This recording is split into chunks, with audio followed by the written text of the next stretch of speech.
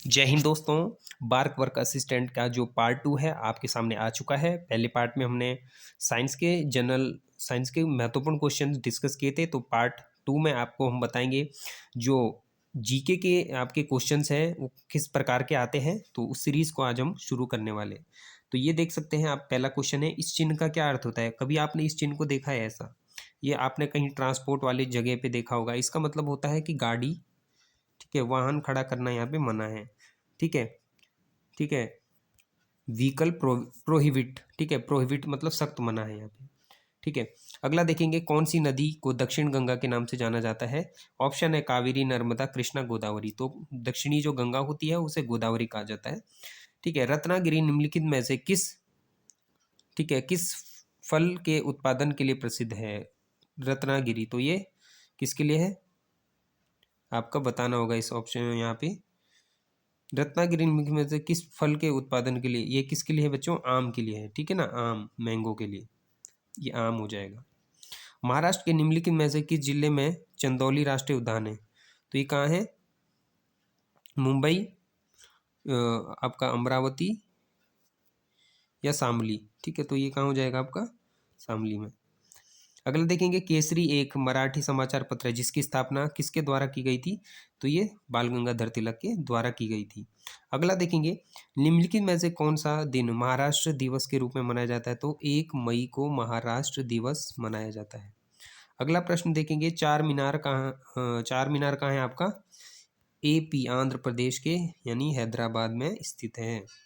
अगला देखेंगे, पश्चिम बंगाल में हावड़ा पुल किस नदी पर बसा है? तो ये हुगली पर बसा है। अगला देखेंगे, महाराष्ट्र में निम्नलिखित में से कौन सा शहर कुश्ती के लिए प्रसिद्ध है? तो कौन सा है माय डियर बच्चों? कोल्हापुर। ठीक है, कोल्हापुर। अगला प्रश्न है आपका, कौन सा देश भारत के सबसे लंबी, ठीक है, सबसे लंबी सीमा साझा करता है? तो ये बांग्लादेश है। पृथ्वी अपनी अक्ष पर घूमती है पश्चिम से पूर्व, उत्तर से दक्षिण, या पूर्व से पश्चिम, या दक्षिण से उत्तर?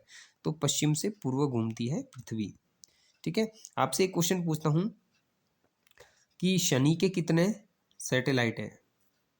ठीक है, शनि के और गुरु के, और सबसे बड़ा कौन सा है, किसका सैटेलाइट है? तो ये भी आपको बताना है। ठीक है, चलो एक गैनेमाइड में बता देता हूँ। गैनेमाइड, शनि का मुझे कमेंट बॉक्स में बताएं शनि का क्या है। ठीक है, तो ये आप बता देना। शुक्र के कितने हैं ये भी बता देना, सैटेलाइट कितने हैं। ठीक है, शुक्र के सैटेलाइट कितने हैं। तो अब अगला क्वेश्चन है, कौन सी एक मात्रक इकाई नहीं है? मीटर, सेकंड, किलोग्राम, ये आपको पता है। कौन सी इकाई एक मात्रक यूनिट नहीं है? ठीक है, एक यूनिट, एक मानक यूनिट नहीं है, ठीक है ना, मानक स्टैंडर्ड यूनिट नहीं है, तो मीटर नहीं है आपकी।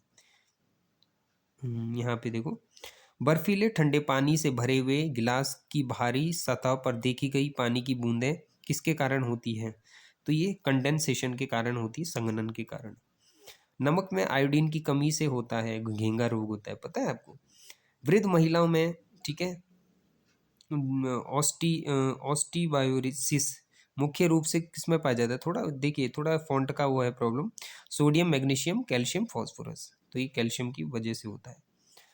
ठीक है, कौन सा विटामिन जल में विलय है? तो कौन सा है? Vitamin C. आप मुझे एक क्वेश्चन और बताइए कि जो पानी होता है, पानी में कौन सा विटामिन होता है? जिसने बता दिया मैं मान जाऊंगा, और सबसे इंपॉर्टेंट क्वेश्चन इस वीडियो का ये, और आप मुझे कमेंट बॉक्स में जरूर बताएं। अगला प्रश्न है, संपूर्ण आहार रोटी और अनाज डैश डैश में समृद्ध है? प्रोटीन, रेशे और विटामिन सी, वसा, आयरन और प्रोटीन, या कार्बोहाइड्रेट, या विटामिन बी, या पानी, वसी अम्ल तथा ऑर्गेनिक ये? तो ऑप्शन बी आपका करेक्ट होना चाहिए। विटामिन सी का रासायनिक नाम एस्कॉर्बिक एसिड है। बल व आघूर्ण को में परिभाषित किया जाता है न्यूटन के फर्स्ट लॉ के अकॉर्डिंग। क्रिकेट गेंद को पकड़ना किस सिद्धांत पर कार्य करता है? Linear momentum. ठीक है, क्या होता है? Linear momentum.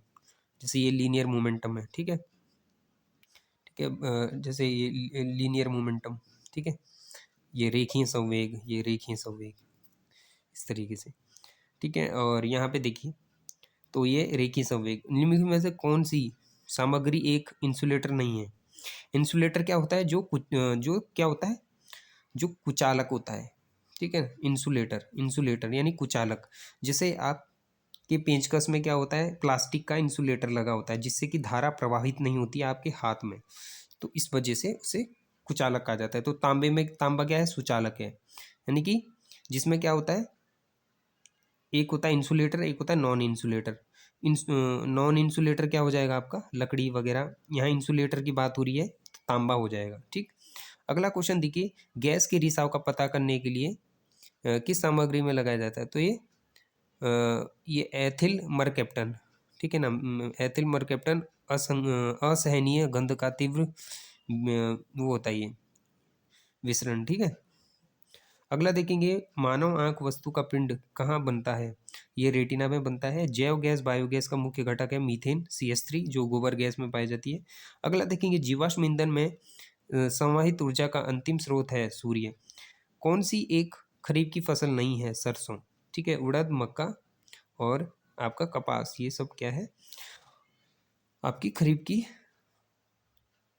फसल है। ठीक है, नहीं है की बात हुई है। हरित क्रांति में शामिल है, तो उपयुक्त सभी, केवल फसल की विविधता और केवल खाद का अधिक उपयोग। ठीक है, केवल सिंचाई का विस्तार। यहाँ पे देखेंगे अगला, ध्वनि की चाल सबसे अधिक किस में होती है, स्टील के अंदर होती है।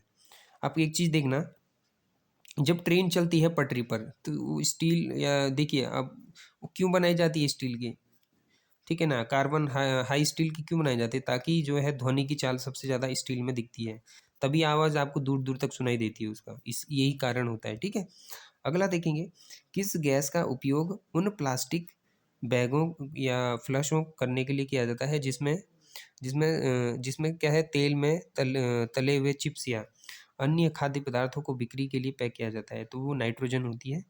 ठीक है, जब आप चिप्स के पैकेट को फाड़ते तो उसमें से जो गैस निकलती है वो नाइट्रोजन होती है। ठीक है, अगला देखेंगे, स्वच्छ पेयजल की आपूर्ति डैश डैश की संभावना को वो करती है। ठीक है, कार्य करती है, तो जल रहित रोग या रोग वाहन या वायु जनित रोग या यौन संचारित रोग, तो ये हो जाएगा जल जनित रोग। ठीक है, अगला क्वेश्चन आपका, ये लास्ट है इस वीडियो का, फाइनल क्वेश्चन। ठीक है, आप मुझे एक क्वेश्चन बताना, जो बेंजीन होता है, बेंजीन जो आपके शादी के जो वेडिंग कार्ड होते हैं उसमें जो एक सुगंध आती है, खुशबू आती है, वो किसके कारण आती है, कौन सा वो केमिकल एलिमेंट या केमिकल तत्व या होता है, वो मुझे आप कमेंट बॉक्स करके बताएं। आज इस वीडियो के 3 क्वेश्चन मैंने आपको दे दिए हैं। ठीक है, तो उन तीनों क्वेश्चन का मुझे आप आंसर दे दीजिएगा। ठीक है, वीडियो में इतना ही, जल्द ही थर्ड पार्ट भी हम वीडियो का लेके आएंगे। वीडियो में इतना ही बच्चों, वीडियो देखने के लिए दिल से धन्यवाद। जय हिंद, बंदे।